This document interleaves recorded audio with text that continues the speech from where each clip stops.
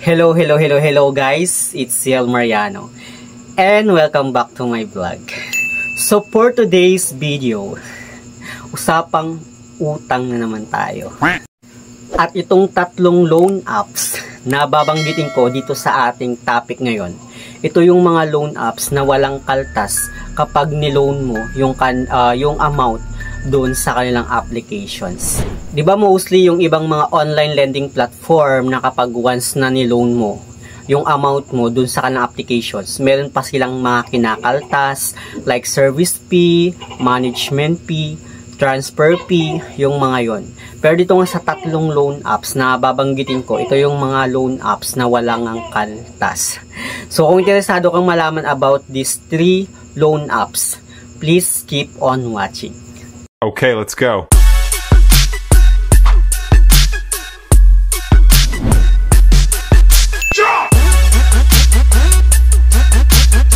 Bago natin simulan itong topic natin ngayon, gusto ko lang linawin sa inyo na hindi ako binayaran at hindi ako sponsored ng mga loan apps na babanggitin ko dito sa ating topic ngayon.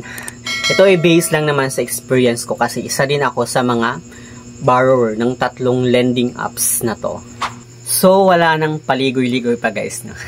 Unahin na natin itong loan apps na unang babanggitin ko dito sa ating topic ngayon.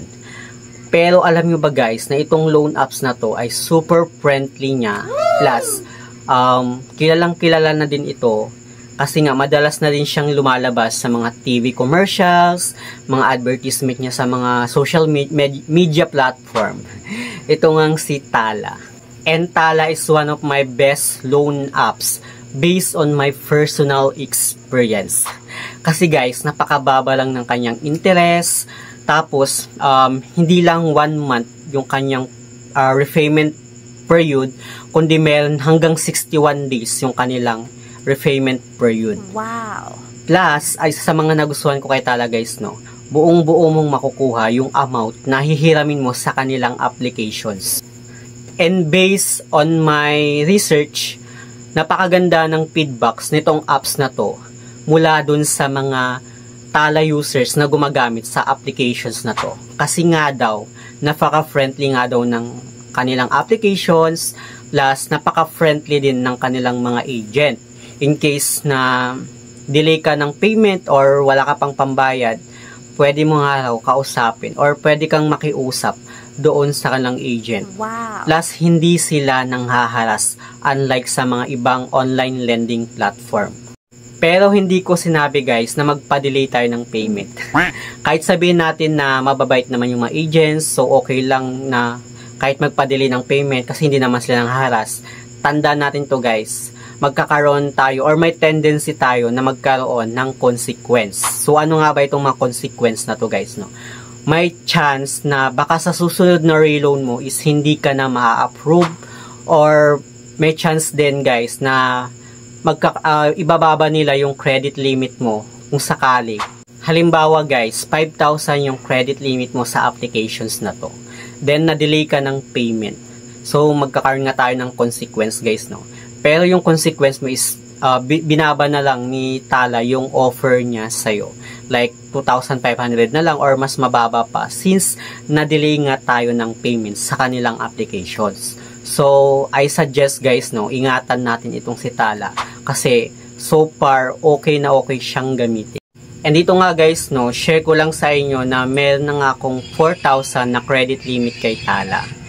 At pang 7 yata na reloan ko na sa kanilang applications. Pero hindi pa rin tumataas yung credit limit ko sa nila.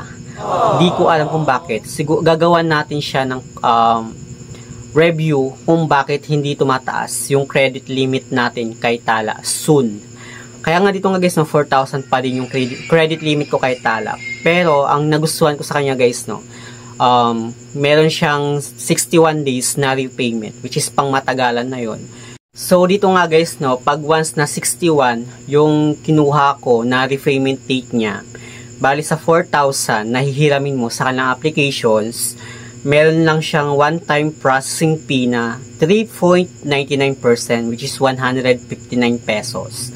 Then meron siyang service fee na 0.43%, which is 1,049 pesos. At yun lang yung babayaran mo guys sa kanilang applications in 61 days. So ang 4,000 guys nahihiramin mo, ang ibabalik mo sa kanila is 5,208. So ang total interest niya is 1,208 pesos. So ganun lang guys kaliit yung interest nitong si Tala.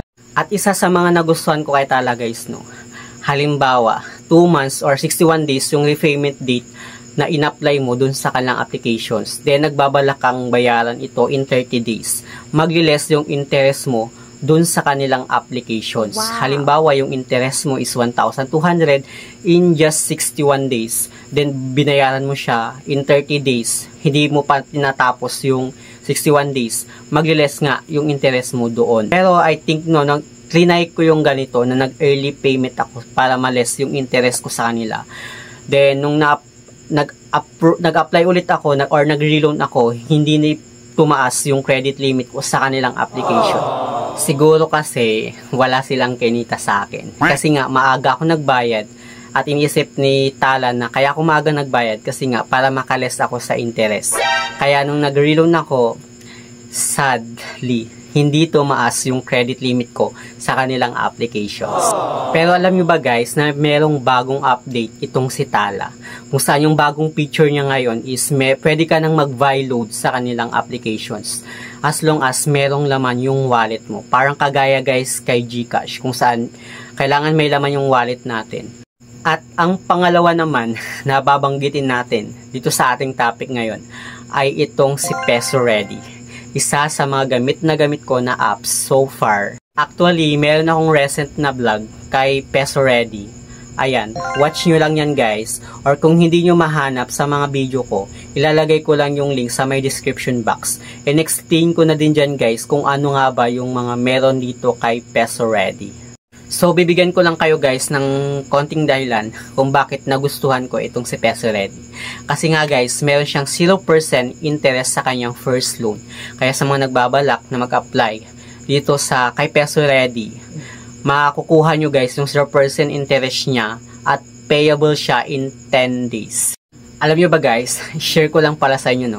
2 beses akong nag-apply kay Peso Ready. Gamit yung different na number ko pero same personal information. Na-reject ako dun sa kanilang application, sa kanilang mismong apps. Yes, pwede pong i-download yung Peso Ready sa Google Play Store kasi meron silang applications. At pwede rin naman sa website nila kasi meron din silang website. So ayun nga guys, no, nung na-reject nga ako dun sa kanilang applications, 2 beses nga ako nag-apply. Na-reject.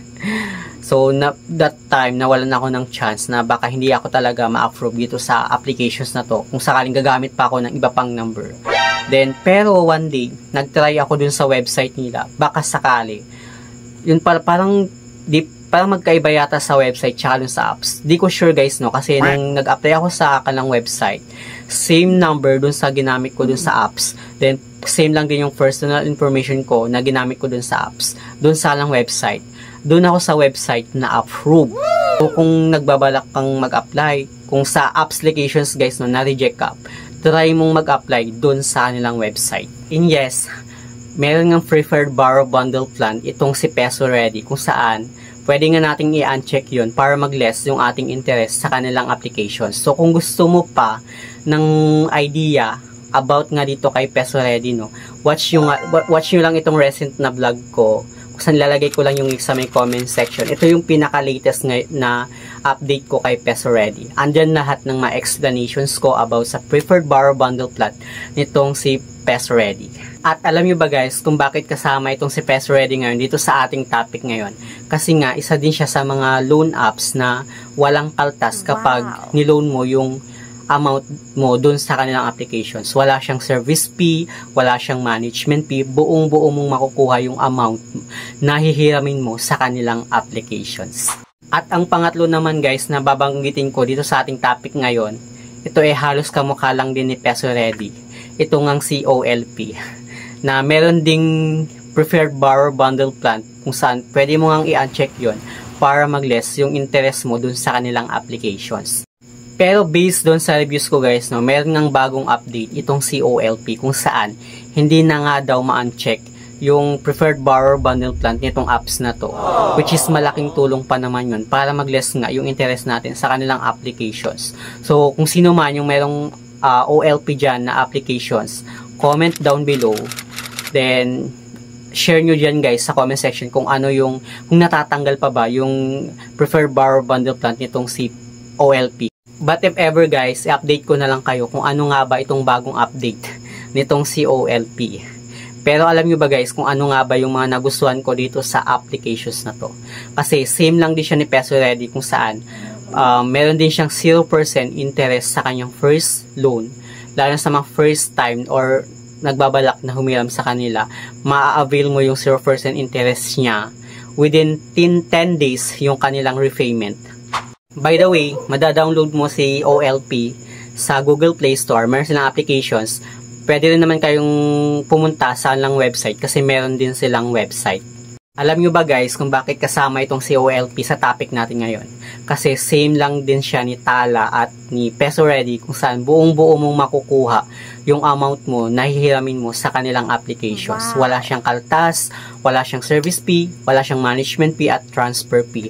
Unlike sa mga ibang lending apps na makikita natin sa Google Play Store. Pero yung pinagkaiba lang nila guys, no, si Tala kasi 61 days yung kanilang long-term payment. Pero itong si Peso Ready at itong si OLP, almost 30 days lang yung kanyang repayment period. Pero guys, no, hindi ko kayo ni-recommend na mag-apply sa mga ganitong applications. Kung hindi naman kailangan ng pera, then huwag kayong mag-apply para hindi kayo mahirapan. Pero itong content natin ngayon guys, no, ito yung gusto ko lang din makatulong sa iba nating mga kababayan na naghahanap talaga ng mga lending apps na legit talaga na pwede nilang malapitan in case of emergency. Kasi hindi naman araw-araw okay tayo. Minsan talaga nagigipit tayo. At kung naghahanap ka pa ng mga ibang mauutangan online, pwede mong panoorin yung recent na vlog ko. Ayan. Ilalagay ko lang guys yung link dyan sa my description box. At pwede naman to guys, ayan, isa din sa mga recent na vlog ko. Ilalagay ko lang din guys yung link sa my description box. Pwede nyo silang balikan guys kung sakaling hindi nyo pa sila napapanood. So yun lang naman guys yung ating topic for today's video. By the way, almost 10:44 PM na, tulog na yung mga kasama ko. Anyway, sa mga hindi pa pala nakakapag-subscribe sa aking YouTube channel, please don't forget to subscribe and click the notification bell para updated ka lagi sa aking mga susunod na video. Thank you guys, thank you for watching and see you on my next video. Bye!